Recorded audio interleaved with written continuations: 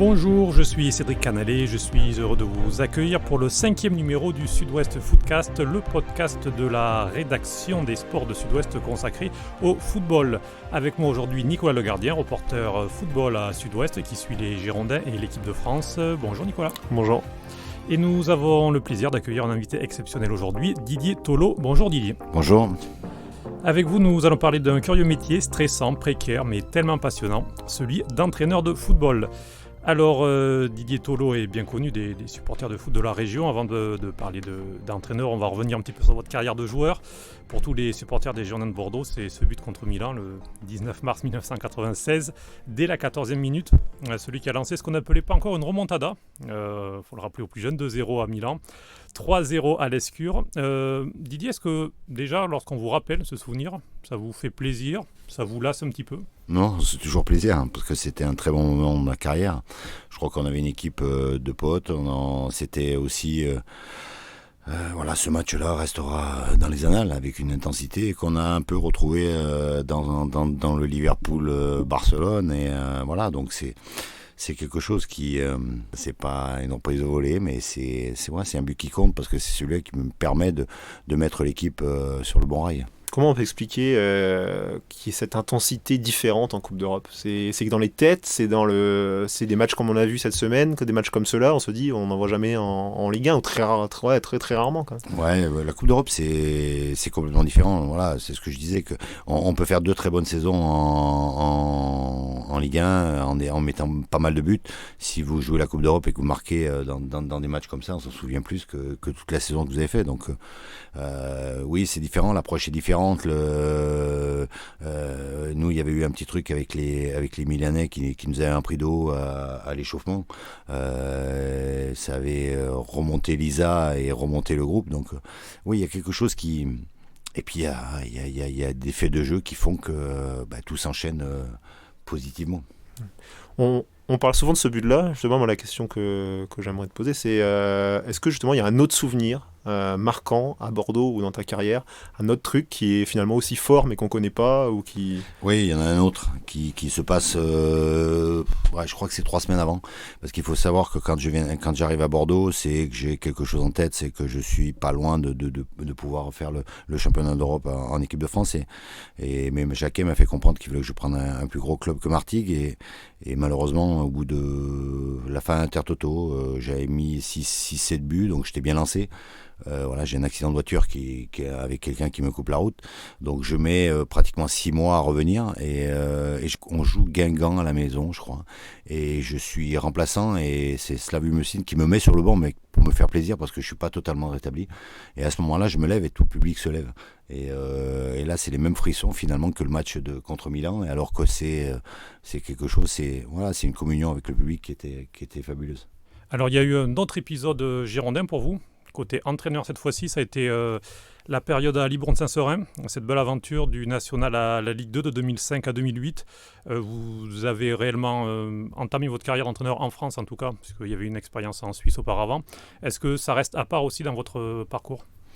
C'est à part parce que c'est vraiment le début de quelque chose d'entraîneur. Quand je passe les diplômes en étant joueur, je sais pas forcément si j'ai envie de faire ça, mais je sais pas si j'en suis capable. Quand je reviens à Libourne a le plus petit budget de national, viennent de sauver la saison d'avant assez difficilement, et puis tout s'enchaîne. J'ai 1 ou 2 joueurs qui font la différence, dont Mathieu Valbuena, et on monte. Après, le seul regret que j'ai, c'est qu'à ce moment-là, on n'ait pas pu faire vraiment un partenariat avec Bordeaux, parce que la région Aquitaine, la région de Gironde méritait un deuxième club fort pour pouvoir faire progresser les jeunes. On n'avait pas pu trouver d'accord. On était plus tourné vers Marseille parce qu'on avait peu de moyens. J'ai essayé de rapprocher, mais on n'y est pas arrivé. Tu penses qu'il y a encore la possibilité d'un deuxième club en Nouvelle-Aquitaine ? C'est quelque chose qui est encore possible aujourd'hui quand on voit les budgets qui explosent. Je trouve que ça serait très bien de la part des dirigeants, des nouveaux dirigeants, de pouvoir créer quelque chose, parce que on a la politique de recruter des jeunes joueurs un peu comme veulent faire Lille et tout ça, peut-être étrangers, mais je pense qu'on peut faire un deuxième club, entre guillemets, une fourmilière pour pouvoir garder les joueurs du cru, découvrir les jeunes talents. Et si on on arrivait à sortir 1 ou 2 joueurs peut-être par saison ou toutes les 2 saisons. Ce club-là gardera une identité, donc je pense que ça serait un axe quand même important à pouvoir mettre en place. Vous parliez aussi de jeunesse. Vous avez repéré pas mal de jeunes et lancé pas mal de jeunes joueurs dans votre carrière d'entraîneur. Gelson Fernandez, Bovou, Caboret, on a parlé tout à l'heure de Mathieu Valbuena. Est-ce que c'est la chose peut-être la plus intéressante dans ce métier, c'est trouver des jeunes et les faire progresser, les amener au plus haut niveau? Il y a 2 choses. Il y a découvrir des jeunes et essayer de les faire progresser, et puis voir tout de suite qu'ils ont quelque chose et de les amener au plus haut. Souvent des jeunes qui ont raté la dernière marche. Et puis la deuxième chose, ça reste le football de haut niveau, c'est de gagner des matchs et d'être le plus haut possible au classement. Il y a un joueur qui t'a impressionné plus qu'un autre, que tu as eu sous ta coupe? Ouais. Il y a Mathieu Valbuena. Quand je suis arrivé, il jouait pas à Libourne. J'ai mis l'équipe autour de lui, construit l'équipe autour de lui. Ce qui m'a impressionné, c'est sa force de travail. Parce que c'est un gars qui est talentueux, qui était talentueux, mais qui bossait beaucoup. Et puis un deuxième que j'ai sorti aussi à Sion, c'est Edmilson Fernandez, qui est en Angleterre maintenant, qui a un potentiel énorme au milieu de terrain, qui se rapproche. Alors, je ne vais pas dire que ce sera le nouveau Pogba, mais ça se rapproche de ce joueur-là. Et pareil, il jouait pas à Sion, et ouais, c'est deux belles trouvailles. Il y a le regret de ne pas avoir eu après le top niveau, finalement, d'être toujours été dans un entraîneur qui fait progresser les joueurs, et pas toujours l'entraîneur les joueurs qui veut, c'est un peu exagéré, mais en tout cas qui a des matières finies presque pour... Je crois que oui, il y a un regret sur ça. Oui, il y a un regret parce que si j'avais fait ce que j'ai fait en Suisse, si je l'avais fait en France, en gagnant 2 coupes suisses et en étant en 8e de finale d'Europa League, en sortant des poules avec Bordeaux, Liverpool, Rubin Kazan, et voilà, donc je pense que j'aurais eu autre chose. Le championnat suisse est considéré comme un championnat un peu à part et un peu sous-coté. Mais après, je pense que la carrière d'entraîneur, c'est une carrière d'opportunités. De médiatisation aussi, de réseau. Je suis pas forcément comme ça, et voilà, mais je suis très content de ce que j'ai fait, quoi. Alors, j'espère que c'est pas fini. Il n'y a pas eu de Ligue 1 en tant qu'entraîneur, mais en tant qu'entraîneur adjoint, vous aviez été l'assistant de Claude Makélélé à Bastia pendant 4 mois. Lorsqu'il était écarté par les dirigeants, le poste vous a été proposé. Vous l'avez refusé, c'est assez rare dans le milieu. Pourquoi cette décision ? Parce que quand Claude est venu me chercher, Claude cherchait plutôt un bis pour être avec lui, donc j'ai foncé. Il y a eu un rapport très très bon pendant 3 mois. Lui faisait des choses, on faisait autant de choses l'un et l'autre. Quand il y a eu la volonté des dirigeants bastiais d'écarter Claude Makélélé, je pense que son travail et le mien a été remis en cause, et je voyais pas si je prenais sa place finalement, ça voulait dire que Claude était pas bon et que moi je pouvais être meilleur que lui, et c'était pas du tout ça. Donc il y a des décisions à prendre, mais je prends des décisions qui sont en fonction de ce que je ressens, et la seule réponse que je pouvais donner, c'est de quitter ce poste parce que par rapport à Claude, j'étais droit avec lui. Vous avez gardé contact? Est-ce que une collaboration future, il est toujours à Eupen, lui, d'ailleurs? Il est toujours à Eupen, mais on en a discuté, mais voilà, c'était quelque chose que j'avais pas touché, entraîneur adjoint. C'est un rôle assez compliqué, parce que quand vous avez été numéro 1 et que vous passez adjoint, c'est assez compliqué, et sincèrement, je préfère être numéro 1. On a vu Jean-Louis Gasset qui s'est épanoui côté de Laurent Blanc avant de devenir numéro 1. C'est vraiment différent dans l'approche, ne serait-ce qu'au quotidien?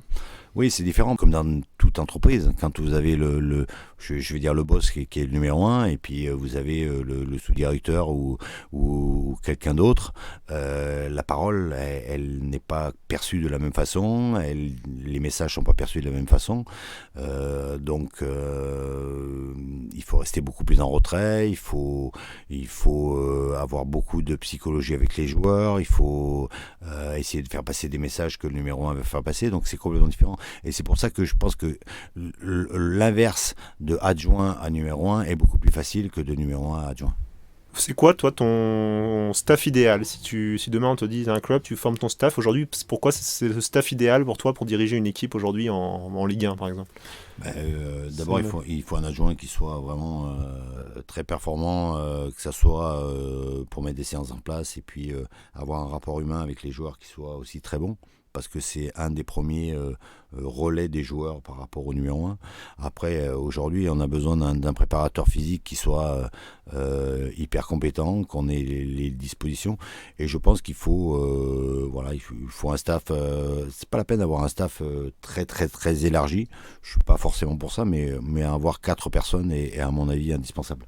Justement, c'est un petit peu la période où on élargit de plus en plus les staffs, on parle de plus en plus d'entraîneurs spécifiques par poste. Est-ce que pour vous, il y a une vraie utilité? Oui, une vraie utilité. Notamment, aujourd'hui, on a un entraîneur des gardiens, notamment sur le spécifique des attaquants. Aujourd'hui, marquer des buts, c'est pas uniquement se retrouver face au but cadré. C'est au niveau des courses, au niveau des appels, au niveau des contre-appels, déclencher un appel par rapport à un centre qui est près du corner, qui est au coin des 18, les courses, elles sont pas les mêmes. Donc, vous avez beau être doué, avoir un bon pied, sentir les choses, je pense que c'est des choses qui s'apprennent. Et c'est pour ça qu'aujourd'hui, je trouve qu'il y a des clubs comme Lille, qui travaillent aussi avec un entraîneur spécifique des attaquants, et aussi quelque chose... une spécificité de joueur qui, à mon avis, que ce soit de l'effectif pro ou de la deuxième équipe, je pense qu'aujourd'hui, on doit arriver à avoir ciblé une dizaine de joueurs pour pouvoir faire un travail presque individualisé sur ces 10 joueurs pour les faire progresser et beaucoup plus vite. Parce que quand vous rentrez dans le milieu pro, vous faites un entraînement, mais un entraînement pour les jeunes, ça ne suffit pas. Un complément d'entraînement, 20 minutes à la fin d'un entraînement peut être très bénéfique pour eux. Doubler les séances quand vous doublez les séances en début de semaine, quand l'effectif pro ne le double pas, c'est un gain de temps, à mon avis, pour tout le monde, pour le joueur, pour le club et pour l'entraîneur en place. L'approche aujourd'hui du foot a changé. Pour toi, j'ai lu un entretien de Mauricio Pochettino comme ça dans Les País qui disait que finalement aujourd'hui on intellectualisait presque beaucoup plus le foot qu'avant, où peut-être que l'instinct avait plus de place, même si on a vu avec Alexander Arnold que l'instinct ça servait. Est-ce que avec tous les statistiques, avec tout ça, est-ce qu'aujourd'hui l'approche a complètement changé par rapport à quand tu jouais Alors, je pense qu'il y a une chose qui a changé, c'est l'approche des joueurs surtout.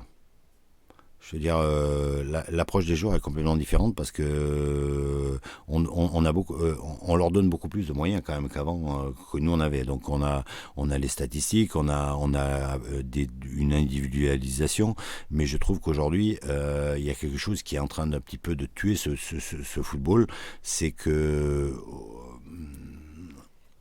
il faut arriver à ce que les joueurs écoutent. Mais aujourd'hui, j'ai l'impression qu'à partir du moment où ils ont un petit problème ou une baisse de régime, c'est jamais de leur faute. Et c'est souvent de la faute des entraîneurs ou du reste. Mais aujourd'hui, qu'on arrête de dire à ces jeunes joueurs ou à ces jeunes que l'entraîneur n'est pas bon, qu'on va leur trouver un meilleur club, qu'on va leur trouver quelque chose de beaucoup plus haut. Je pense qu'à un moment donné, comme tout le monde dans la vie, et que ça soit dans le football, dans la société, à un moment donné, tu as des coups de moins bien, tu es moins performant, mais qu'est-ce qui te fait remonter la pente? C'est toi, et uniquement toi. Donc arrêtons ce discours un peu à côté de dire mais c'est pas de ta faute. Oui, à un moment donné, c'est de la faute du joueur s'il veut y arriver. Et c'est ce climat-là qui est en train de changer. Et il faut faire très attention à ça. Quels sont les leviers pour essayer de contrer tout le milieu autour du joueur qui peut le parasiter, les agents, la famille? Je pense qu'aujourd'hui, il y a quelque chose qui est... Aujourd'hui, si vous n'êtes pas humain, vous avez beau avoir toutes les qualités techniques, tactiques, en tant qu'entraîneur, je pense qu'il faut y avoir des qualités humaines, mais ça ne veut pas dire être gentil, ça ne veut pas dire tout passer, mais je crois qu'on est obligé de discuter maintenant, on est obligé avec cette nouvelle génération, on est obligé de discuter beaucoup plus, de faire comprendre les choses, ça prend peut-être un peu plus de temps, mais on est obligé d'aller vers ça. On le voit même au très haut niveau quand moi je vois les rapports de Klopp avec ses joueurs, à Tottenham pareil à la fin du match, on voit que c'est pas quelque chose de fermé comme pu dire Allegri, ou dire le jeu c'est le jeu, c'est stéréotypé. Maintenant je pense pas que ça fonctionne comme ça. Et c'est pour ça qu'aujourd'hui je pense que l'Ajax, Tottenham, Liverpool, c'est une bouffée d'air pour nous. en tant qu'entraîneur. Quel rapport tu avais toi avec tes entraîneurs? Est-ce que c'était toi avec toi-même et tu les écoutais de loin, les causeries avant les matchs? Est-ce que c'était des entretiens, une relation individuelle? Est-ce que tu savais combien de kilomètres tu courais par match ou pas? J'étais pas très statistique, mais j'étais un combattant, donc ça m'importait peu. J'ai jamais eu beaucoup de problèmes là-dessus, mais j'avais des rapports, j'étais assez facile à gérer à partir du moment où on était assez juste avec moi. À partir du moment où on l'était pas, j'ai été parfois un vrai petit con. Et le fait de passer entraîneur après, est-ce qu'on se dit, à tel moment, justement, on comprend pourquoi l'entraîneur, des fois, a eu telle réaction, a pris telle sanction? Je pense qu'avoir été joueur pro et avoir connu le haut niveau permet aussi d'aborder des choses un peu différentes. Voilà, on peut se mettre à la place du joueur. Il y a des entraîneurs qui n'ont pas fait une carrière de haut niveau et qui arrivent très bien aussi. Je pense que ça, à mon avis, ce métier, on est fait pour ça, ou on n'est pas fait pour ça. C'est-à-dire où on est numéro 1, où on est adjoint, où on fait autre chose, parce que aujourd'hui, être numéro 1, c'est supporter la pression, c'est avoir un rapport avec le public, c'est avoir un rapport avec les dirigeants, c'est avoir un rapport avec la presse. Et aujourd'hui, moi, ça m'a toujours manqué. On m'a toujours posé la question en tant que joueur, ouais, mais les matchs de haut niveau, c'est difficile. Non, c'est un pur bonheur. C'est un pur bonheur de jouer devant 30 000 personnes. C'est un pur bonheur d'être entraîneur et d'aller sur le banc, comme on a pu le faire avec Sion à Liverpool. C'est un pur bonheur. Ah oui, il y a de la pression. Mais moi, la pression me fait avancer, elle ne me fait pas reculer. Est-ce que c'est différent d'être entraîneur français à l'étranger ou entraîneur français en France? Est-ce que le regard est différent? Oui. Ouais, je pense que je vais prendre 2 exemples, mais c'est pas quand on va à l'étranger, on est demandé, et moi, comme j'ai pu être en Suisse, les demandes que j'ai faites, elles ont été acceptées. Je suis pas sûr qu'un entraîneur français venant à Bordeaux ou à Nantes, quand il y a eu Ranieri, puisse bénéficier d'autant d'adjoints ou d'autant de moyens qu'un entraîneur étranger. Je pense que c'est aussi un souci. Justement, pour parler d'entraîneur français en France, la dernière expérience était Nancy. Vous étiez arrivé en avril avec une mission très compliquée qui était de sauver le club, mission accomplie. Le début de cette saison était plus compliqué. Fin octobre, vous avez été remercié. Quel bilan vous faites de ces 6 mois à Nancy? Une très bonne période et quelque chose d'exceptionnel. Il restait 7 matchs, le club était dernier, il fallait sauver le club et on l'a sauvé, parce que je dis on, parce que j'étais pas seul, j'étais avec des adjoints, j'étais avec un préparateur physique, j'étais avec un staff, donc on y est arrivé. Et une grosse déception de l'autre côté, mais une déception partagée. Parce que je veux pas re-signer à Nancy, parce que je sais qu'avec cette équipe-là, on n'y arrivera pas. Je perds Nordin qui repart à Saint-Etienne, je perds Hadji qui arrête sa carrière, et je me pose la question de si on va avoir les moyens, et il y a des repreneurs américains qui doivent arriver, qui arrivent, que je rencontre, et qui disent que voilà, on va prendre 2 défenseurs, et après eux, ils arrivent pour mettre le paquet, pour avoir une équipe de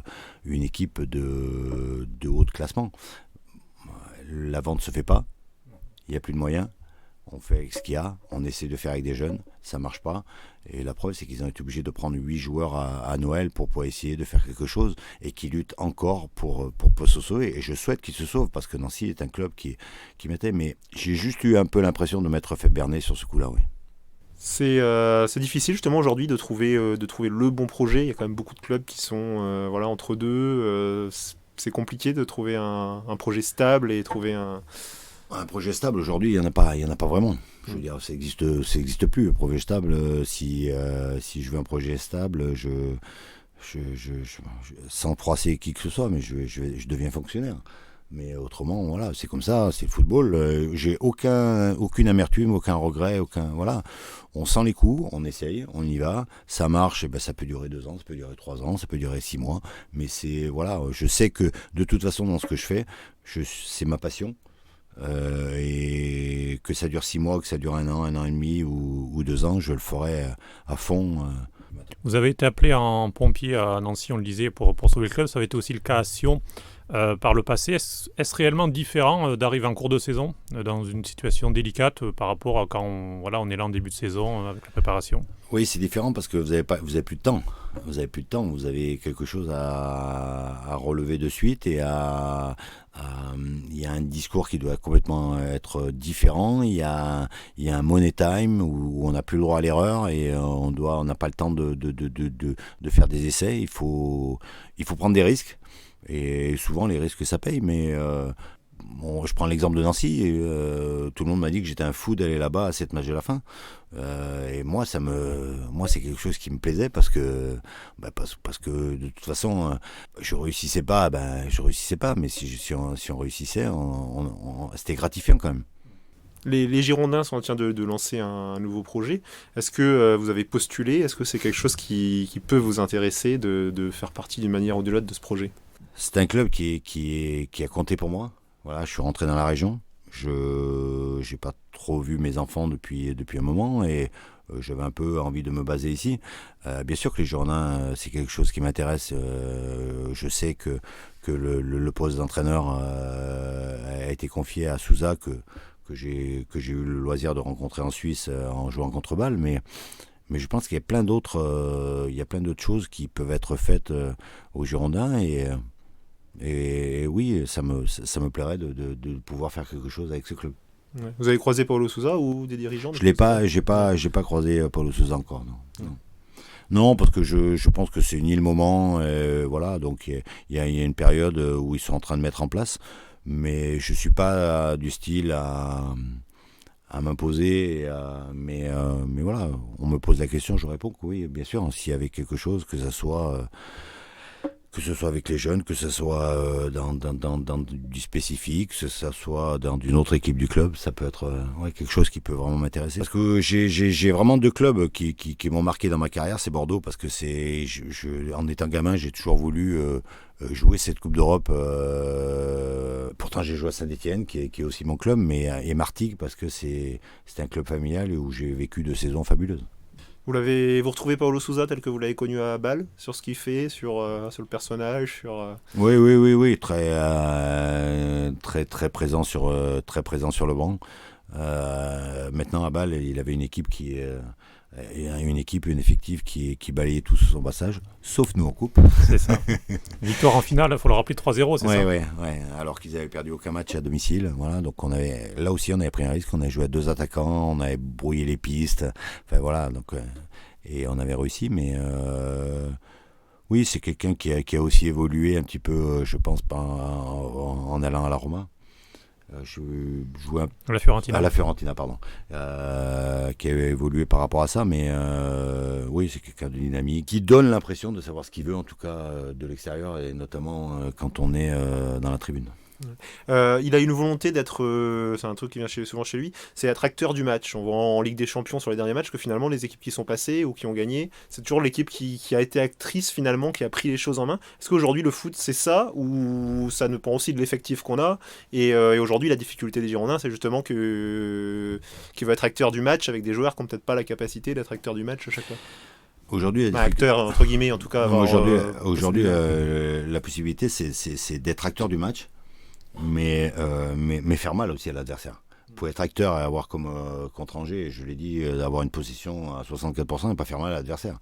Donc si vous êtes acteur sans enfoncer le clou quand il faut, bah, ça sert pas à grand chose. Donc il faut allier la possession et les attaques rapides et ces fulgurances qui font que Liverpool à un moment donné arrive à passer, parce qu'il y a ces fulgurances là, que l'Ajax même s'ils vont pas en finale, on ces fulgurances avec Tadic sur le côté qui voilà, il y a aussi 2 ou 3 individualités qui doivent bonifier cette équipe là. Ouais. C'est la limite de l'entraîneur finalement, le talent individuel. Ah oui. On a beau être je pense que le collectif permet de gagner et les individualités permettent d'acquérir des titres. Dans les périodes où vous n'avez pas de club, comme c'est le cas actuellement, est-ce que vous restez énormément connecté au milieu du foot? Vous allez voir beaucoup de matchs, ou est-ce qu'au contraire vous vous ressourcez un petit peu en famille, un petit peu à l'écart? Voilà, je suis un peu dans les travaux, mais parce que je fais construire. Mais non, je peux pas me couper du foot. C'est-à-dire que voilà, hier soir j'étais avec mes enfants, mais voilà, j'étais dans la Ligue des Champions. Je vais au match, à Bordeaux parce que voilà, je pense que je regarde pas les matchs comme n'importe quel supporter. Voilà, j'essaie de. Les gens qui sont autour de moi, je veux dire, me parlent pas beaucoup parce que je suis dans ma bulle, parce que je regarde, Vous prenez des notes ou... Non, je prends pas des notes, mais voilà, il y a des choses qui m'intéressent.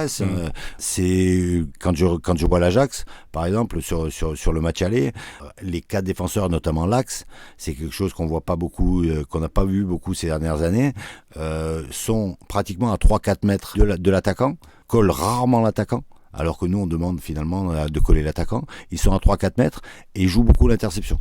Voilà, c'est-à-dire que s'ils ne peuvent pas intercepter, ils se reculent, mais ils sont pratiquement jamais battus sur la profondeur. Et c'est quelque chose qui est différent de ce qu'on peut voir à la Juve, ce qu'on peut voir à Manchester City, à Manchester United. C'est vraiment propre à l'Ajax. Donc ces périodes-là vous permettent aussi peut-être de vous régénérer un petit peu. Oui, bien sûr. Oui, parce que je pense que voilà, on apprend tous les jours et que c'est en regardant, ça donne des idées, ça donne une façon de voir les choses un peu différemment. Et on peut faire évoluer sa conception du foot comme ça en disant par exemple vous avez eu l'expérience à Nancy, vous voyez justement des trucs de Ligue des Champions en disant je vais faire quelque chose de complètement différent après, ou quand même on est... Non, mais on peut pas. Je pense qu'on peut pas vraiment. Alors oui, on a une ligne directrice, oui, on a quelque chose en tête. Je prends un système à 3, système à 5 ou à 4, mais vous avez rarement la possibilité de créer une équipe de A à Z. Donc ça veut dire que vous arrivez, il y a toujours des joueurs sous contrat. Et voilà.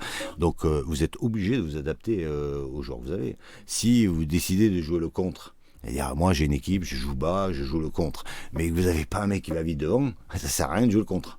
Vous savez que vous n'y arriverez jamais. Voilà, donc si vous avez décidé de jouer la possession et que vous avez aussi des joueurs qui sont un peu limités techniquement, eh ben vous ne pouvez pas jouer la possession. Donc vous êtes obligé de vous adapter aux joueurs et aux caractéristiques que les joueurs de l'effectif ont. Vous parlez de ne pas pouvoir choisir ses joueurs. Il y a un métier, alors pas tout à fait entraîneur, mais c'est sélectionneur, où là on a un choix de tous les joueurs sélectionnables d'un pays. Est-ce qu'on vous a déjà proposé de sélectionneur d'un pays, ou est-ce que ça pourrait vous intéresser ? On a parlé. J'étais pas très chaud. Je pense qu'avec l'âge aidant, c'est quelque chose qui peut aussi m'intéresser. Mais il faut que ce soit un projet qui soit intéressant. Voilà, parce que aujourd'hui, être au quotidien avec les joueurs est quand même quelque chose qui fait qu'on prend son pied quand même. Parce qu'on dit souvent que ce sont 2 métiers totalement différents, oui, justement dans l'approche. Oui, je pense que c'est complètement différent. Ouais, vous n'avez pas les joueurs tout le temps, vous les suivez, vous les avez 15 jours, donc il faut aller très vite, c'est pas du tout. C'est plus ponctuel et voilà, le travail est moins. Je pense qu'il y a forcément moins d'affect et moins d'adrénaline finalement. Alors positive ou négative, mais bon, ça fait partie du football. Est-ce que vous fixez un calendrier aujourd'hui, vous, sur ce que vous avez envie de faire et... Non, aujourd'hui j'ai eu des opportunités qui n'était pas génial, mais j'ai eu des opportunités et j'ai pas voulu parce que je suis en train de me poser un petit peu à Bordeaux, ce que j'ai pas fait depuis 20 ans. Ce métier-là, un an vous êtes à un endroit, un an à côté, puis vous passez aussi à côté de quelque chose d'important qui est la famille, puisque moi mes enfants sont sur Bordeaux, donc je profite un peu d'eux, voilà. Et c'est pour ça que tout à l'heure, quand on m'a posé la question, de dire est-ce que, tout en étant très très professionnel dans ce que je fais, si j'avais la possibilité d'avoir quelque chose par ici, en étant proche de mes enfants, ça me ferait réfléchir. C'est pas une question d'argent, c'est pas une question de notoriété, c'est une question de projet de vie. Maintenant, si j'ai une opportunité ailleurs, ben on ira aussi. Bordeaux est aussi la plus belle région du monde, c'est ça? Quand on est proche de ceux qui vous sont chers, je pense que c'est une très belle région. Ouais. C'est une richesse de voyager comme ça aussi. On en ressort aussi de toutes ces expériences, de ces rencontres, on se dit quand même qu'on a de la chance d'avoir de vivre ça, même s'il y a des moments durs et des moments... Non, c'est une richesse.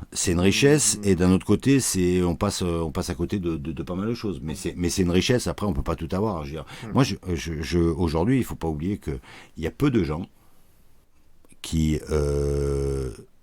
de leur métier, de leur passion, cumulent les deux pendant leur vie. Tu peux avoir une passion et puis aller bosser tous les matins et puis faire ta passion après le boulot. Moi, j'ai pas eu l'impression de bosser depuis que je suis jeune. Donc ça, c'est un privilège énorme. Donc aujourd'hui, j'ai pas, quand il faut déménager, on déménage parce que c'est pas, parce qu'on est des privilégiés et qu'on n'a pas le droit finalement de se plaindre finalement. Voilà, donc vous ne pouvez pas tout avoir dans la vie. Vous n'avez jamais 100% de réussite et 100%.